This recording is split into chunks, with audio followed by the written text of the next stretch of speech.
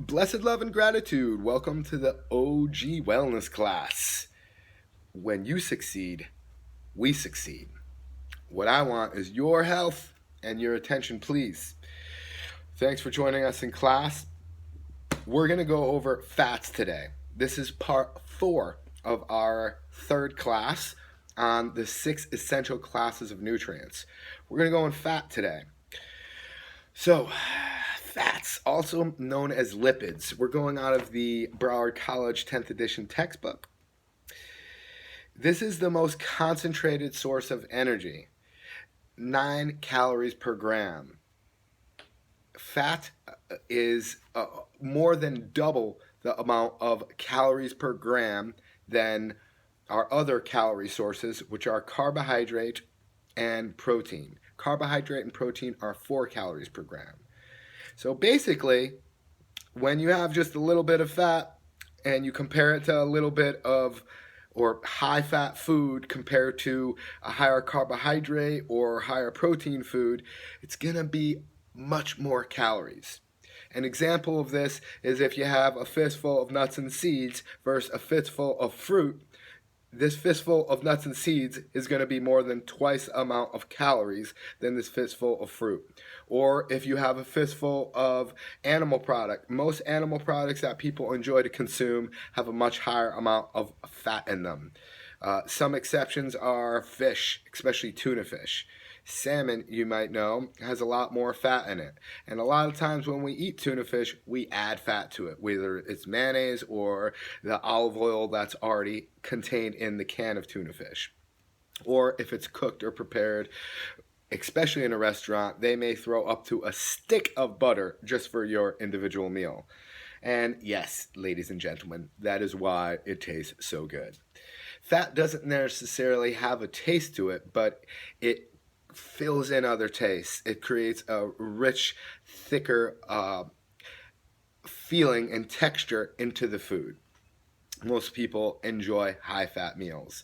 In fact, I have read, sorry I don't have the source for you, but I have read that when you have something that's 80% fat, that you actually increase your endocannabinoid system, so you get a drug-like effect from a higher fat food or meal.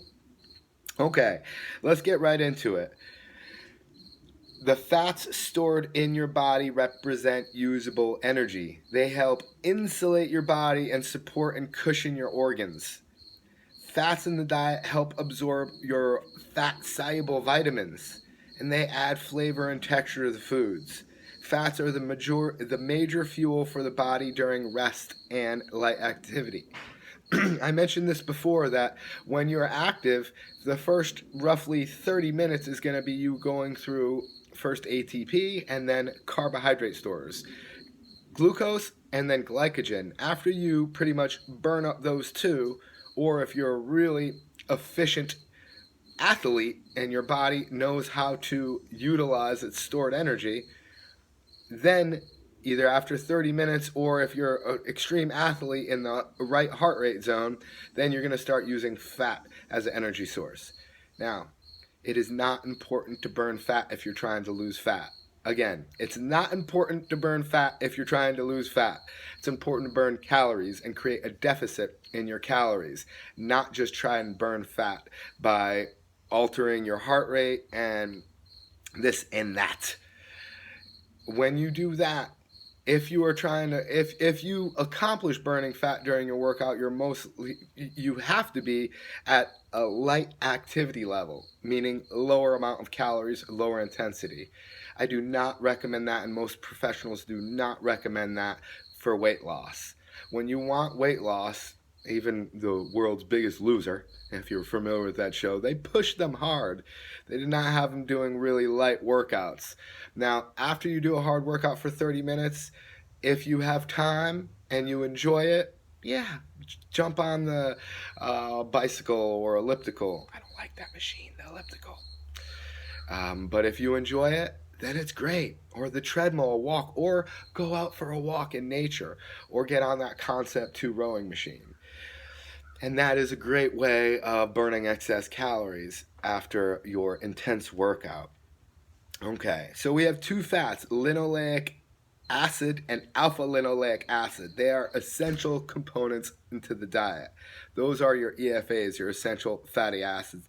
They are used to make compounds that are key regulators of such body functions as the maintenance of blood pressure and the progress of a healthy pregnancy. And I actually, they cushion the body's organs, and I think they actually um, help to prevent you from getting bruises. I haven't read much about this yet. It's anecdotal, meaning just one person. She had no fats in her diet in college. If you're watching, I love you. Give me a call. And she had no fats in the diet. And it's interesting that this is the only time where we'd be able to have a no fat diet. Because if you eat whole foods, you're going to eat fat. You're going to have almost 10% fats, even just with fruits and vegetables. And you're going to get essential fatty acids, like in star fruit. Just one serving, one star fruit, or carambola, it's a tropical fruit if you haven't had it before. It actually has a good amount of essential fatty acids. It's not much, but you don't need much of these linoleic and alpha linoleic acids. Now, this girl had no fats in her diet by eating fat-free foods, processed foods. She bruised over the littlest thing. I haven't seen a bruise on my body in over 2 decades. I don't know if it's just me, but I have been kicked very hard. Thank you, my boss, Brian Kerr. And many people... I've been hit many times, that not necessarily by people, but injuries, and I haven't gotten bruises. I don't know if that's purely related to fats, but it's an interesting side note. So some types and sources of fats. All right, so we're going into triglycerides and polyunsaturated or saturated fats, and essential fatty acids. Linoleic and alpha linoleic acids are both polyunsaturated. So, simply said, the best fat that you can consume is polyunsaturated fat. I say best because it's essential. Actually, with these essential fatty acids, then you don't need other fats. So you don't necessarily need your saturated or monounsaturated or unsaturated fats. You need polyunsaturated. Now, that doesn't mean to cut out all these fats. Eat a varied diet. You're going to get all of these types of fats. It's not necessarily... even though I just said good or best, it's not necessarily good or bad, because it's improbable that you're going to only consume just polyunsaturated fats. I think it's actually impossible to just consume polyunsaturated fats. You're going to get a mix of fats. It doesn't necessarily mean they're good or the bad. They have different benefits, and the food that they're containing have different benefits, because it's very hard to just isolate one fat, unless we, just take pills as our only nutrition and super refined foods. And then we miss out on a whole spectrum of nutrients. And technically, I think we don't know enough about food, even though, we've only studied it for 100 years. Nutrition is...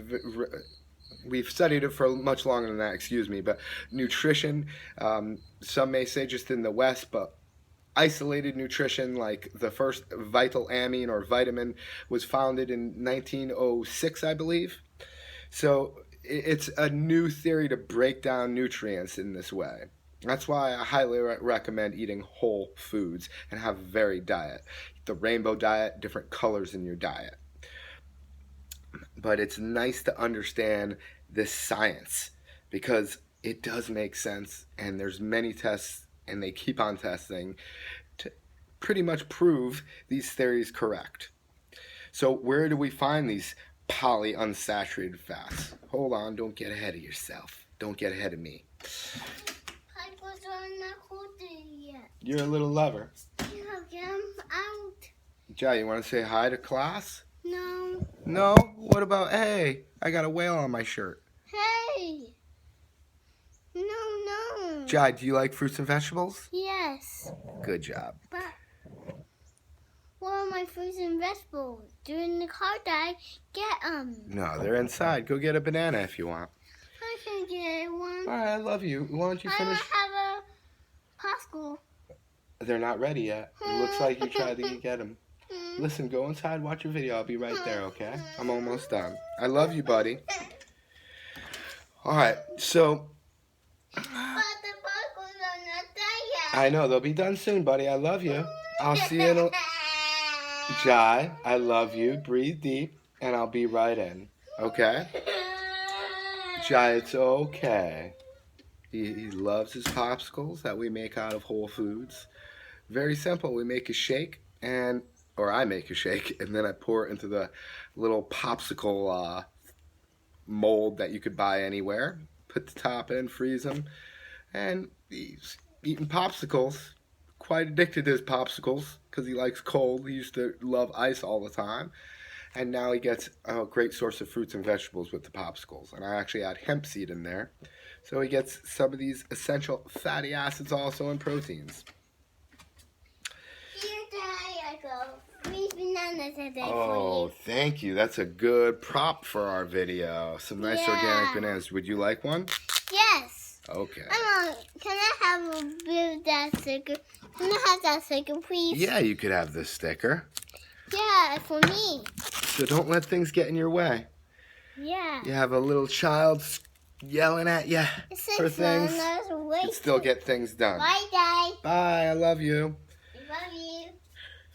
Bye. Bye. Food fats are often composed of both saturated and unsaturated fatty acids. The dominant type of fatty acid determines the fat's characteristics. Here you go. Just a quick little side note. Lard contains about 60% saturated fat. Coconut fat, the meat, contains over 81% saturated fat. Doesn't mean it's a bad food. I don't recommend consuming lard. I do recommend consuming coconut fats. Coconut fats are amazing. They have medium chain triglycerides in them. Those are only found in breast milk and coconut fat as far as my research has gone. An amazing fat. All right, so to tell the difference simply of a saturated fat, it's solid at room temperature, like your good coconut oil. If you buy some coconut oil that is not solid at room temperature, watch out. They probably add something into it. The leading source of saturated fat in the American diet are red meats, hamburger, steak, roast, whole milk, cheese, hot dogs, and lunch meats. Food fats containing large amounts of unsaturated, and polyunsaturated fatty acids usually come from plant sources and are liquid at room temperature. Olive oil, canola, safflower, and peanut oils contain mostly monounsaturated fatty acids. Corn, soybean, and cottonseed oils contain mostly polyunsaturated fatty acids. And the polyunsaturated fatty acids are what we want to consume. I am not recommending any of these oils, especially not corn, soybean, or cottonseed oils. Why, you ask? Because have you seen corn lately? Have you tried to press oil out of it? It's a very challenging process. This makes it a highly refined food. In fact, any oil is highly refined. And I don't recommend to consume much refined foods in the diet. I recommend to consume whole foods. Eat olives. Eat your coconut. Fat with the water too. Eat corn. Now, you'd need a lot of corn because it's about 2 or I think 4% fat in corn. Eat soybean. You can't eat cotton. So where else do we get polyunsaturated fatty acids from, we ask? We're going to go on that in a little later. I don't recommend canola. Canola is actually called canola because it's from Canada. It's actually rapeseed oil, which is toxic to humans. And Canada figured out a process to remove the toxic acid from rapeseed to make it canola oil, Canada oil. I don't recommend consuming much oils. I don't recommend consuming much of what the American diet gets their leading source of saturated fat from: the hamburger, steak, roasts, and all these animal products. I personally think after research that you should not have over 10% of animal products in the diet. Please comment below or contact me if you'd like to discuss that. My research personally leads to having a lower percentage of animal products in the diet. You want another banana, buddy? Yes. It's pretty. There you go. Pretty. Here you go. Pretty tricky. It's a pretty tricky sticky. Now, Bye. bye, I love you. He may come for this whole hand of bananas. We got 1, 2, 3, 4. He just had 2. It's only about 200 calories or less. Highly recommending eating majority of the calories through fruit. Just based on my research, you research yourself and watch this class, and you'll see how it makes sense to eat a lot of fruits and vegetables in the diet. Feel great and get a lot of fiber, get a lot of phytonutrients or antioxidants. We'll go into all that later. So one big thing to avoid that I recommend not even 10% of, I recommend 0% of, is hydrogenation, hydrogenated oils. Very, very dangerous. The American the American Journal, the New England Journal of Medicine, I believe. Yes, New England Journal of Medicine has an article saying that just 1% of hydrogenated oils or trans fatty acids in the diet could increase your risk of heart disease by over 22%. That's what 1 out of every 3 people die from in the United States. And having just 1% of your calories through those trans fats or hydrogenated oils increases your risk of cardiovascular disease by over 20%. Whew, I will stay away from them personally. And I highly recommend everyone stay away from them. They are not a naturally occurring food. In fact, the way to make them naturally is by cooking your food at high temperatures. Over 350 degrees can turn the fat in your food into a trans fatty acid or a hydrogenated oil. Most of the time, to get a hydrogenated oil, we add a hydrogen into a fat. And then it could create a more solid fat from a liquid oil.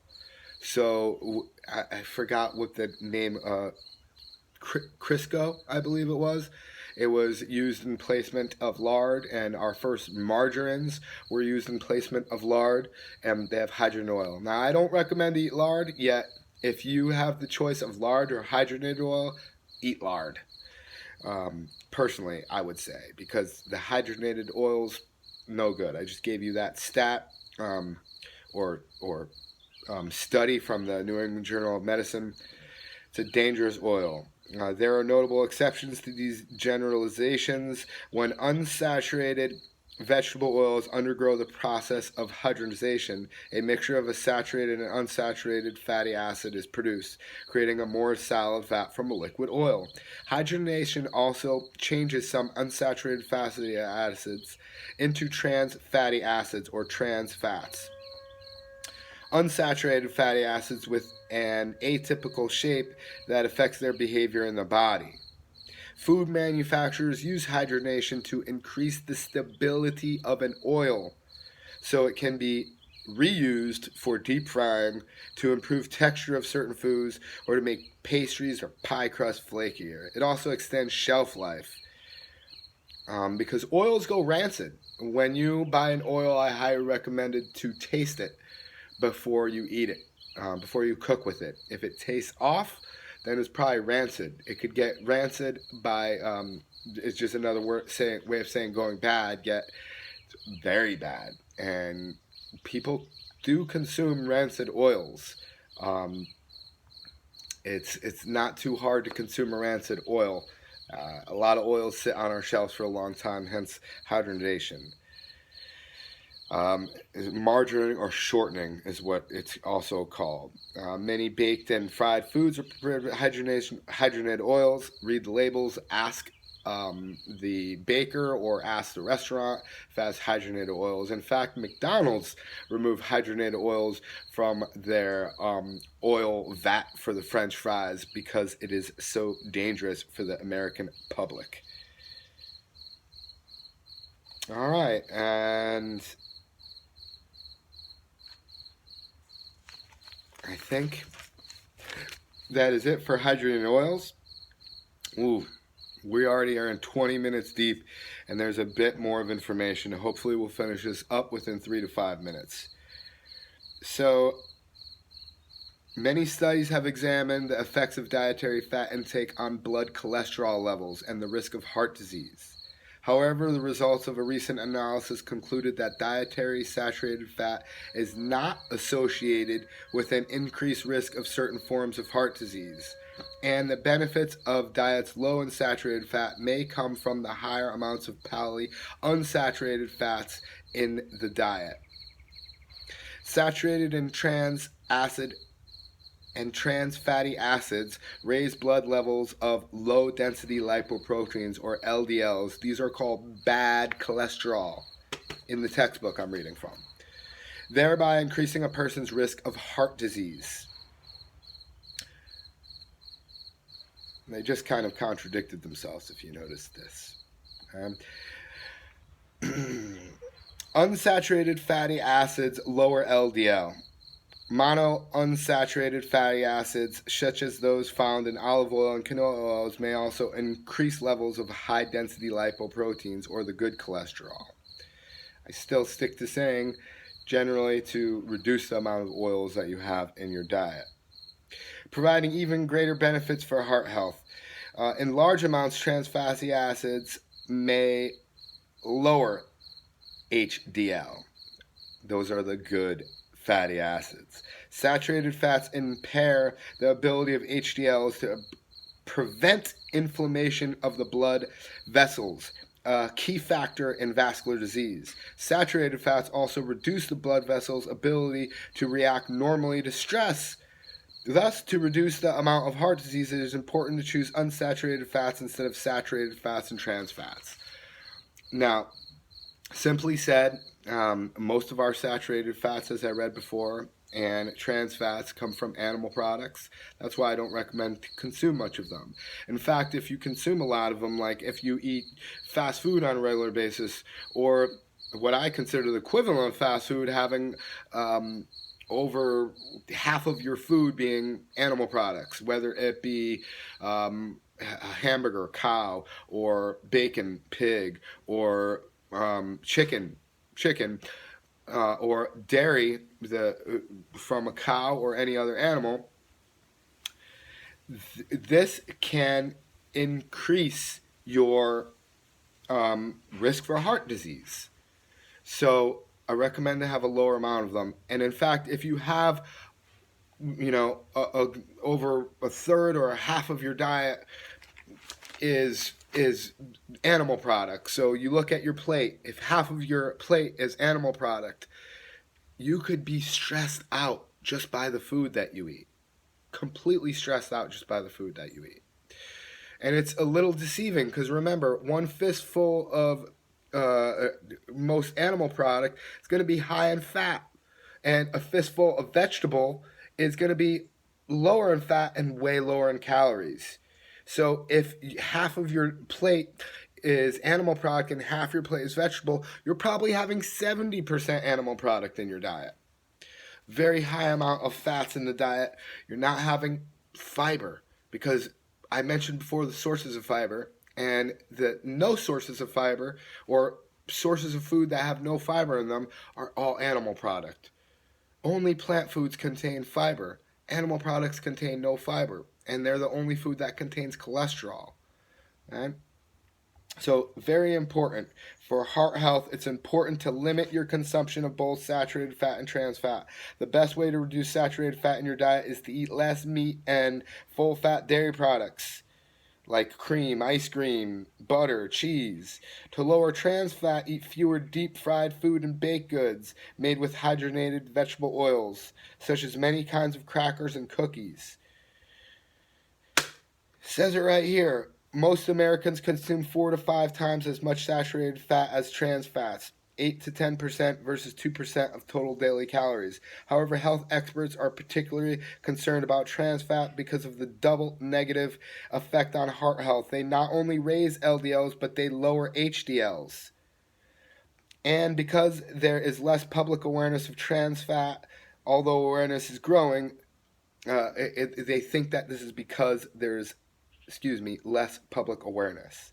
Since 2006, federal laws have required food labels to include trans fat content, and numerous states and cities have banned the use of trans fats in restaurant food, as I mentioned with McDonald's. Banned. In New York City, they banned the use of trans fats.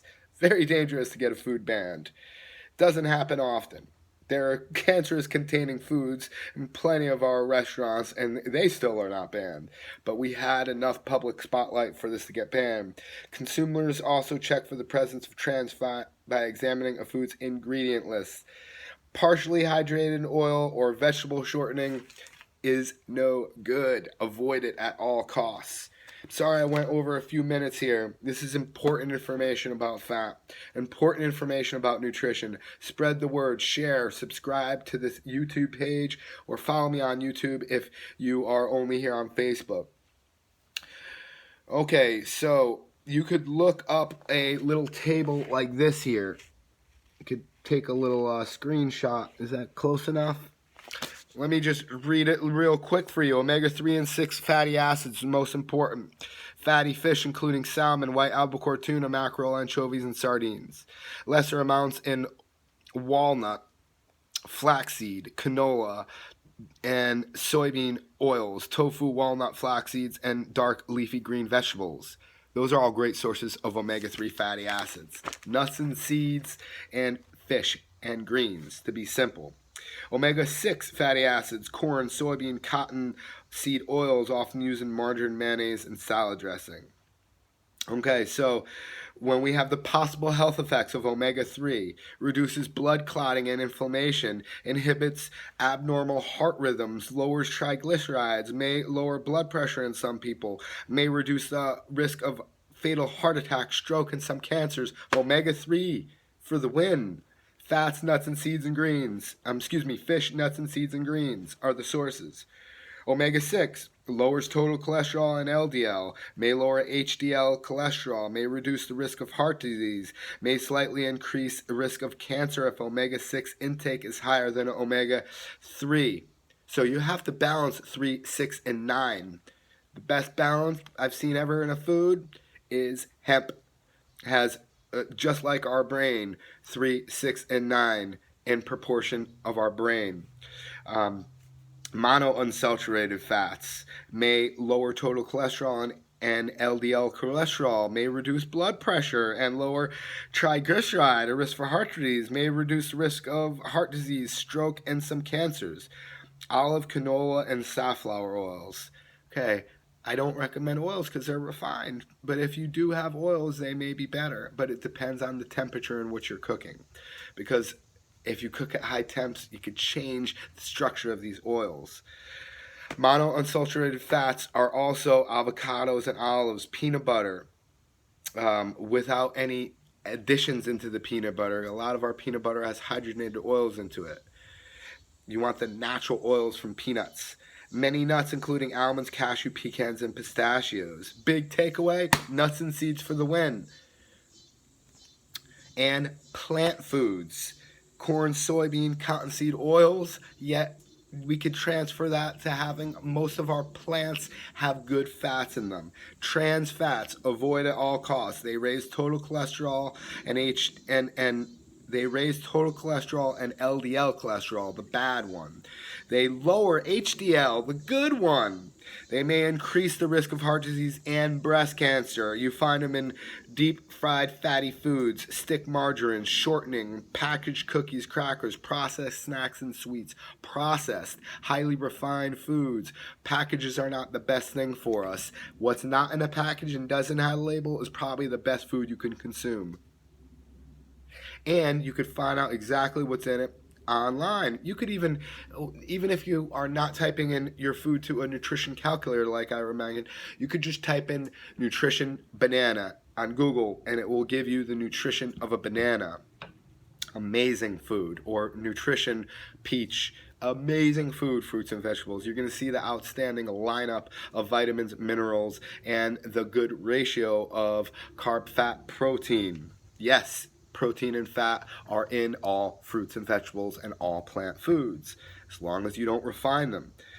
Saturated fats, animal fats, especially fatty meats and poultry, fat and skin, butter, cheese, other high-fat dairy products, palm and coconut oil, as I mentioned. This raises total cholesterol and LDL cholesterol. It may increase the risk of heart disease. It may increase the risk of colon and prostate cancers. Now, I don't really think that isolating food like nutrients like saturated fat is always the answer, as I do recommend consuming coconut, especially water, and coconut fat. This is a controversial subject, yet I have studied coconut and I've written papers on coconut while attaining my master's in nutrition, and I do think coconut has enough benefits to include it in the diet. If you don't like it, don't eat it. If you like it, have a little bit of it. Don't just eat it all day long. There are many other foods to have. We're not supposed to have a high-fat diet anyway. Fats should be about 10 to 30% of our diet. Let's see where we have it. I want to get the numbers down so you know. Recommended fat intake. To meet the body's needs for essential fatty acids, adult men need about 17 grams per day of linoleic acid and 1.6 grams per day of alpha linoleic acid. Women need 12 grams of linoleic acid and 1.1 grams of alpha linoleic acid. It takes only 3 to 4 teaspoons or 15 to 20 grams of vegetable oil per day incorporated into your diet to supply the essential fats. So I don't recommend oils yet. If you're eating them, you could see all you need is about 3 to 4 teaspoons a day. That's a very small amount. The acceptable macronutrient distribution ranges, called AMDRs, made by the Institute of Medicine's Food and Nutrition Board, is based on adequate intakes of essential nutrients while reducing the risk of chronic diseases. As with protein, a range of levels of fat intake is associated with good health. The AMDR for total fat intake is 20 to 35% of total calories. Although more difficult for consumers to monitor, AMDRs have been also set for omega-6 fatty acids, 5 to 10%, and omega-3 fatty acids, 0.6 to 1.2% of total fat intake. Basic story is you don't need much fat.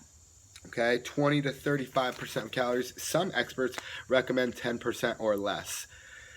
To lower fats in the diet, consume more fruits and vegetables. Simple as that. When you're eating fats, focus on not having animal fats and having plant fats. If you have animal fats, have fish. When you are having plant fats, the highest source of plant fats are nuts and seeds.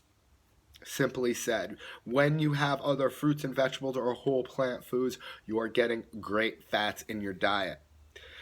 I'm not saying to just avoid anything. Maybe completely avoid the hydrogenated oils because that is a man-made fat. But having other foods in your diet is okay. Just realize that, first of all, one meal can kill you. one meal can also create a habit forming behavior. So when you start having fruits and vegetables as a meal, then you could create healthy habits. That's especially why I recommend feeding children fruits and vegetables. Thank you very much. Have a blessed day and tune in soon. If you really enjoy the content, we do accept donations, PayPal and Venmo. Even if you pay for this wonderful content, we accept more. You can find out all the information at ogfit.com. Blessed love and gratitude. Subscribe below if you enjoy, and please share. Your attention and health is worth more than me than any amount of money. And you sharing this information, the wealth of health, is worth way more than me than your contributions. Although I am very thankful for your contributions. Have a blessed day.